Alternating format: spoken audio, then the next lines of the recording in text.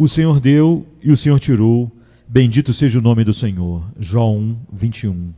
Ou, como alguns leem, o Senhor dá e o Senhor tira, bendito seja o nome do Senhor. De modo que o texto não diz respeito apenas ao passado, mas pode, com razão, ser considerado como relacionado também ao presente. Algumas das pérolas mais raras foram encontradas nas águas mais profundas, e algumas das melhores declarações dos crentes vieram deles quando as ondas e vagas de Deus rolaram sobre eles. O fogo consome apenas a escória e deixa o ouro ainda mais puro. No caso de Jó, posso verdadeiramente dizer, com respeito à sua posição diante de Deus, ele não perdeu nada com todas as suas perdas, pois o que poderia ser ouro mais puro e mais brilhante do que este que brilha diante de nós em nosso texto, revelando sua paciência triunfante, sua completa resignação e sua alegre aquiescência à vontade divina. O Senhor dá e o Senhor tira, bendito seja o nome do Senhor. Primeiro, deixe-nos aprender a ver a mão de Deus em tudo. Toda a nossa história parece estar dividida à medida que nosso texto se divide, em uma visão da mão de Deus ao dar e, em seguida, uma contemplação dela ao tirar. Devemos, então, em primeiro lugar, contemplar a mão de Deus como uma mão que dá.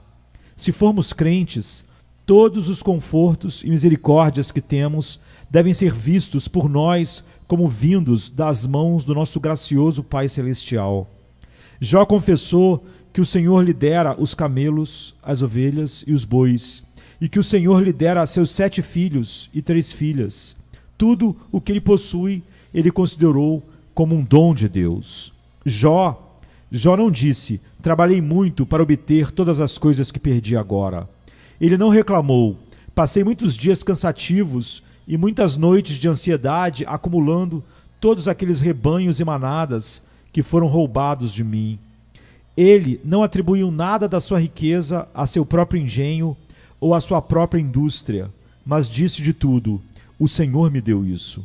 Em sua mente, ele fez um inventário de tudo o que ele uma vez tinha e de tudo o que ele havia perdido, e disse sobre todo, foi tudo um presente do Senhor para mim. Agora, amado, quaisquer que sejam as posses que você tenha no momento, qualquer que seja o número daqueles que são o conforto de sua vida, marido ou esposa, pais ou filhos, parentes de qualquer tipo, digamos de todos eles, o Senhor os deu a mim. E como cristão, aprenda a sabedoria de nunca atribuir nenhum conforto terreno a nenhuma fonte terrena. O mundano pode nem sempre ser capaz de dizer o que Jó disse a respeito de suas posses. Algumas das coisas que ele possui podem não ter sido obtidas honestamente. O Senhor não deu nada disso a ele. Algumas das coisas que ele possui podem vir a ser uma maldição em vez de uma bênção. Mas o crente em Cristo pode dizer com a maior veracidade a respeito de tudo o que ele possui. É tudo dom do meu amoroso e eterno Pai Celestial. E, irmãos, está associado ao fato de que todas as nossas posses são dons de Deus, a lembrança de que todos eles são dons imerecidos. Eles são dons no sentido mais amplo da palavra, os dons da graça de Deus. Eles não nos são dados porque os merecemos, pois nunca merecemos a mínima de todas as misericórdias que o Senhor tão abundantemente nos concedeu.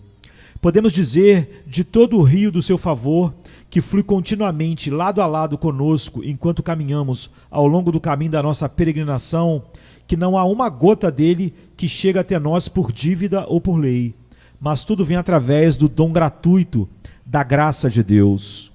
Tudo o que temos, além do que seria a nossa porção no abismo do inferno, é um presente da misericórdia de Deus para conosco.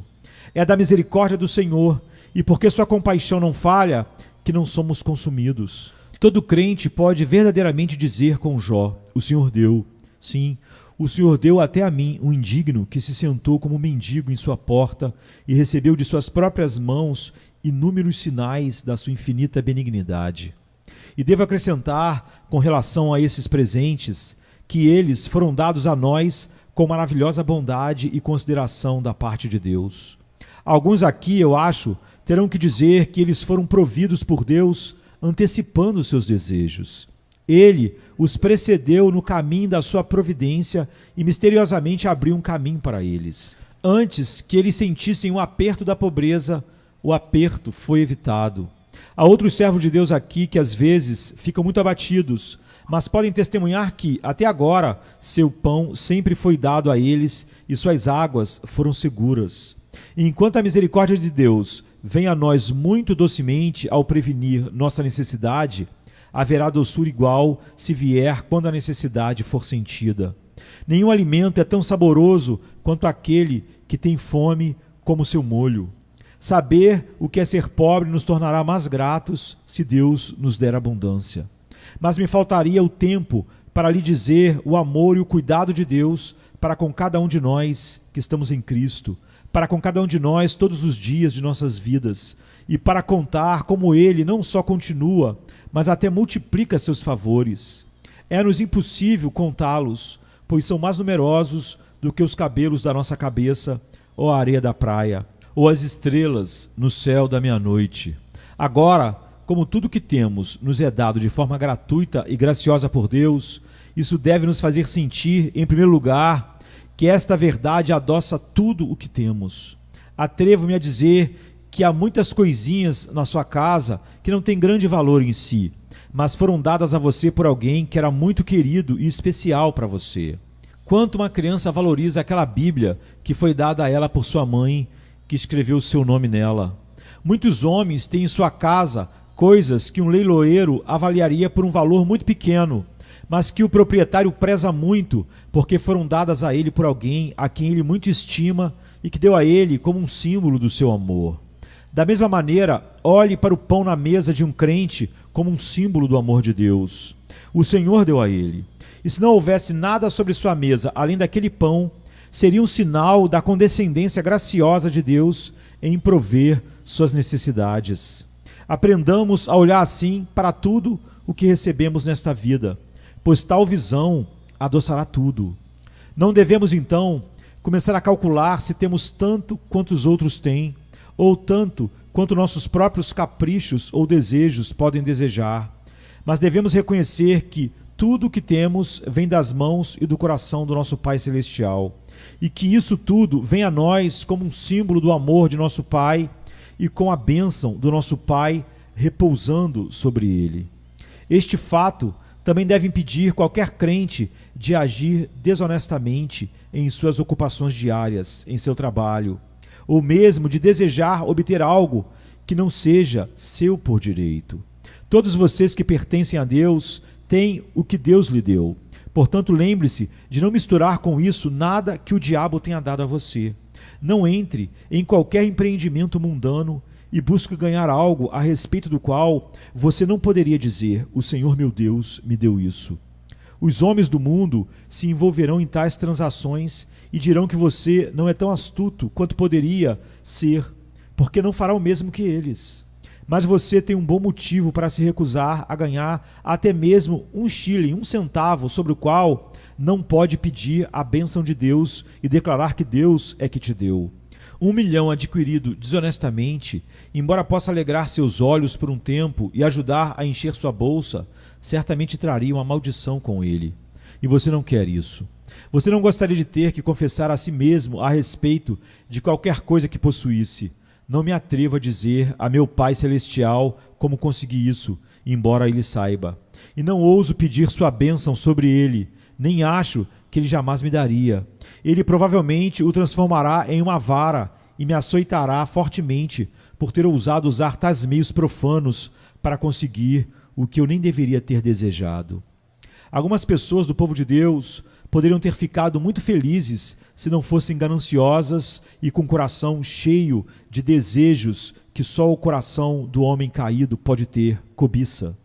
Aquele que se apressa em enriquecer logo descobrirá que cairá em muitas ciladas e abundantes tentações. É uma coisa ruim quando as pessoas não podem estar satisfeitas, embora tenham o suficiente para todas as suas necessidades. Pois até mesmo o provérbio mundano diz que o suficiente é tão bom quanto um banquete. No entanto, muitos estendem os braços com grandes mares circundantes e tentam agarrar-se a toda costa. Essas pessoas, mais cedo ou mais tarde, começam a roubar outras à torto e à direito, e muitas delas caem na pobreza e no tribunal de falências, desgraçadas e desonradas. Que não seja assim com vocês, amados, mas contentem-se com as coisas que possuem, quer Deus lhes dê pouco ou muito. E acima de tudo, ore para que você não tenha nada além do que Ele lhe dá, nada em sua casa ou loja, mas o que entra pela porta da frente à luz do dia, nada além do que pode ser visto entrando, se algum olho aparecer assistindo. É verdadeiramente feliz aquele homem que pode dizer de todo o seu conteúdo, de todos os seus bens, seja pouco ou muito, o Senhor me deu.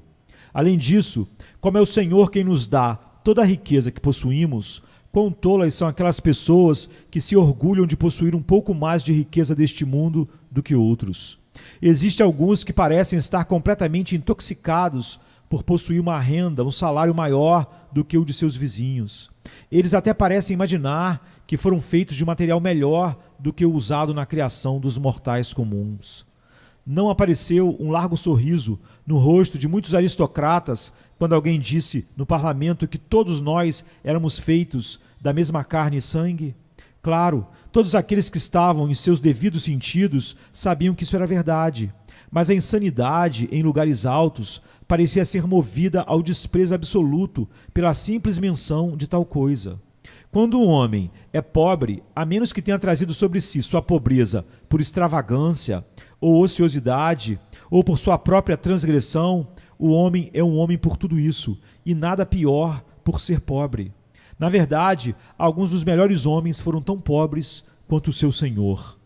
Eu conheci muitos que foram muito pobres, mas que foram os excelentes da terra, nos quais um verdadeiro santo de Deus bem poderia se deleitar. Sempre haverá várias classes e condições entre os homens, e há um certo respeito que é devido de um para o outro, de que nunca deve ser retido onde é devido. Mas ao mesmo tempo, sempre que um homem começa a dizer isso, porque Deus deu a ele mais do que deu ao outro, portanto, ele desprezará seu irmão mais pobre e o olhará com desprezo, deve ser desonroso e desagradável a Deus. E é extremamente provável que ele se vire e faça o homem orgulhoso morder a poeira, comer a poeira, ou então, pior, colocar sobre ele o seu juízo eterno. Quantas vezes aqueles que mantiveram suas cabeças tão altas rolaram na lama? E quão facilmente isso pode acontecer com todos nós? Outra inferência decorrente desta verdade de que Deus nos dá tudo o que temos é que nunca deve ser difícil para nós retribuir a Deus tanto quanto podemos.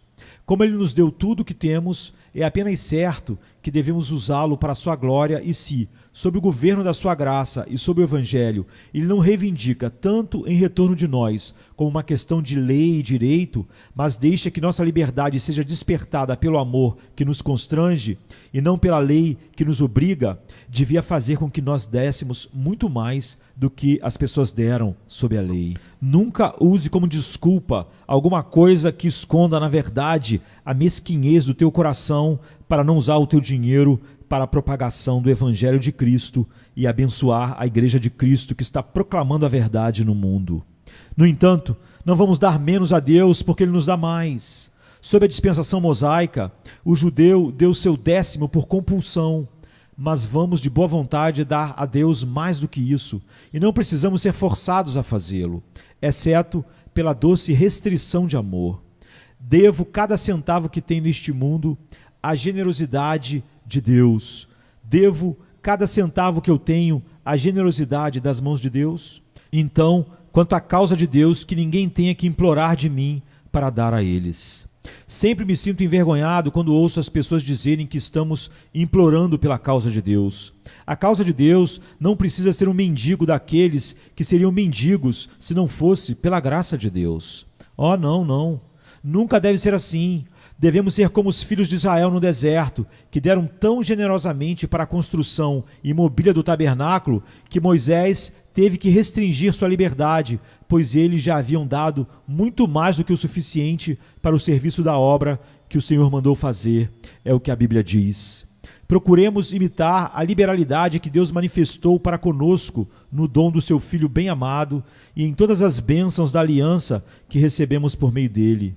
Todos aqueles que receberam tanto de Deus devem considerar um privilégio e prazer retribuir a ele tudo o que puderem. Essas reflexões podem ser suficientes para esta parte do assunto, mas devo acrescentar mais uma. O Senhor deu, então devemos adorar o doador e não os seus dons. Como podemos nos degradar a ponto de adorar o que Deus nos deu? No entanto, você sabe que muitos fazem ídolos do seu ouro, suas terras, seus maridos, suas esposas, seus filhos ou seus amigos.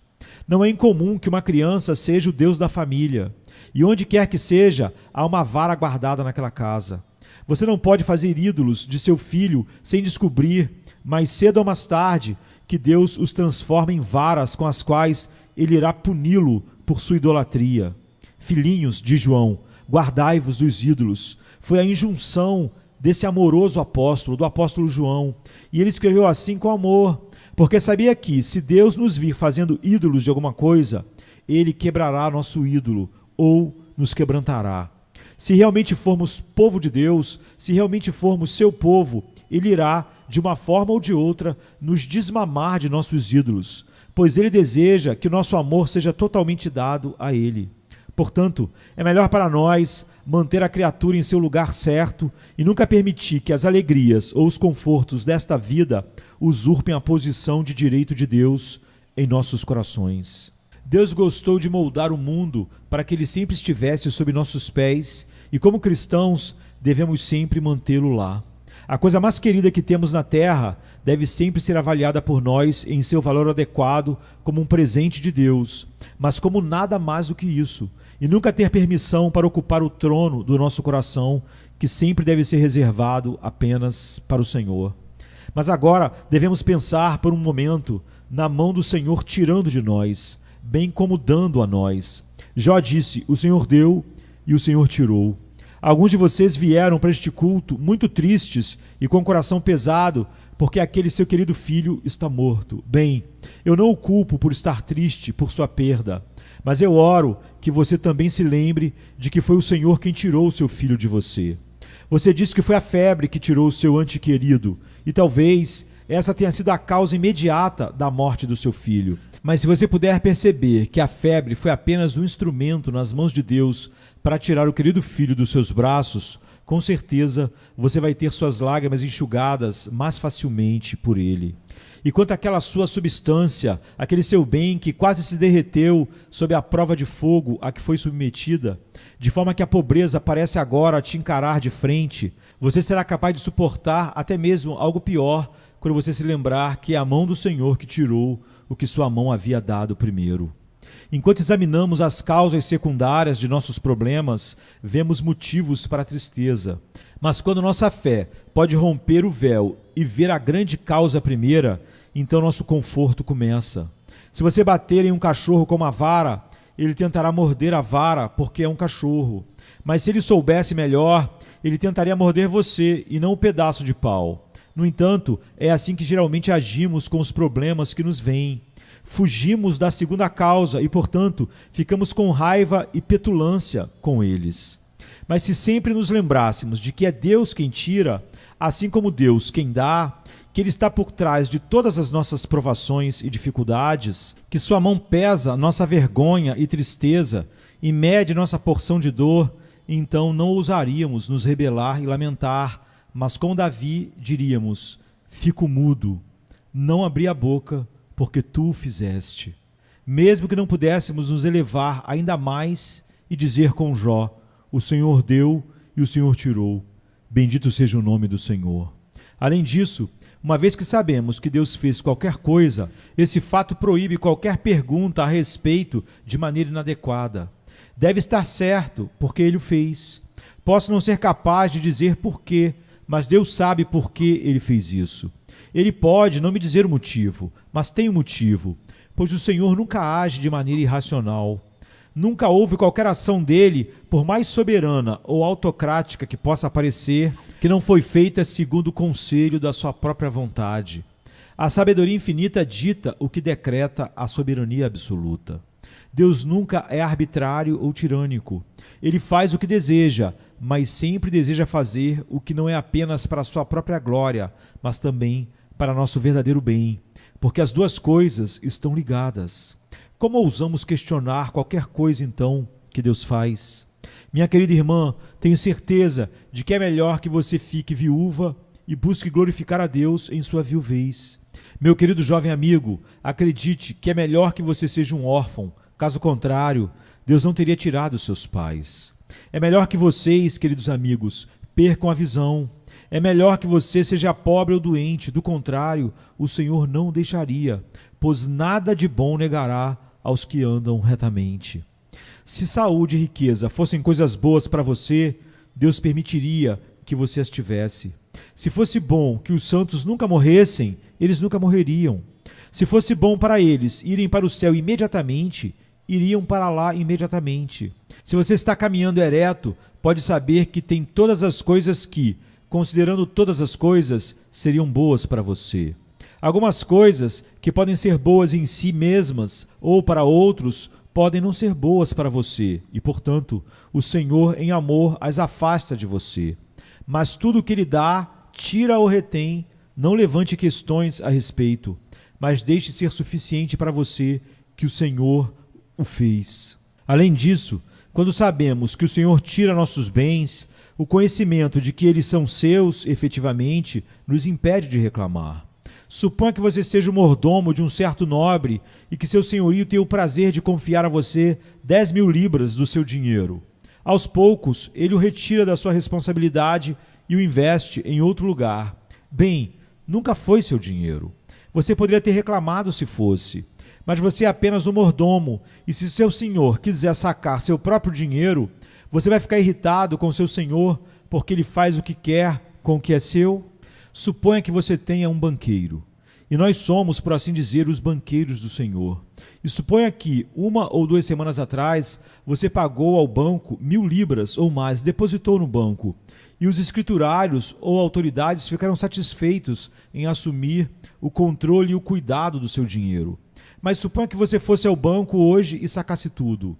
Eles não ficaram com raiva de você. Você não gostaria de confiar em um banqueiro que só fosse cortês com você quando você depositasse o dinheiro. E se somos banqueiros de Deus, às vezes Ele coloca seu tesouro em nossa guarda e às vezes o tira. Mas não é nosso tesouro mais do que nosso dinheiro é do banqueiro quando depositamos e confiamos aos seus cuidados. Ele está depositado conosco e devemos pagar a Deus bons juros sobre ele. Seja o que for que Deus nos deu, Ele nunca o deu como nossa propriedade. Era sempre um contrato de aluguel, um contrato também que precisava ser renovado a cada momento, pois se Deus decidisse cancelá-lo, Ele poderia fazê-lo quando quisesse. Como ousamos reclamar então?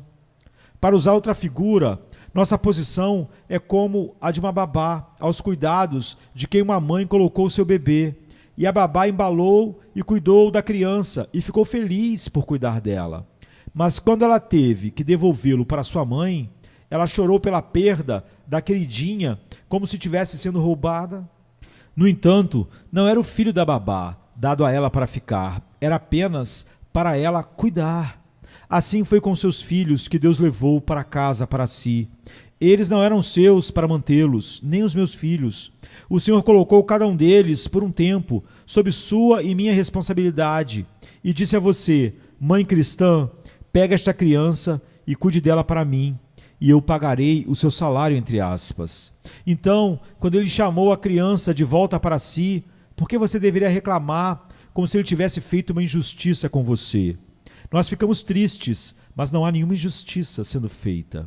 Ou, para usar outra ilustração que tem sido frequentemente empregada nesse contexto, um jardineiro tinha sido especialmente cuidadoso ao cuidar de uma rosa em particular, que era muito bonita de se ver.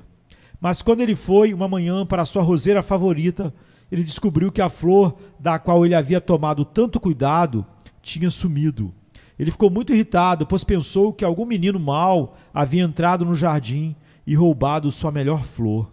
Ele estava reclamando amargamente da sua perda quando alguém disse: o mestre esteve no jardim esta manhã e ele tem admirado esta roseira e ele tirou aquele lindo botão do qual você tanto se orgulha. Então o jardineiro ficou encantado por ter sido capaz de cultivar uma flor que atraiu a atenção do seu mestre e, em vez de lamentar por mais tempo, ele começou a se alegrar. Assim, deveria ser com qualquer coisa em que colocamos nossos corações. Que cada um de nós diga ao nosso Mestre: meu Senhor, se te agrada tomá-lo, agrada-me perdê-lo. Porque devo reclamar, porque você tirou de mim o que é realmente seu. Como diz o hino: se tu deves me chamar para renunciar, o que mais eu valorizo nunca foi meu. Eu apenas entrego a ti o que era teu. Seja feita a tua vontade.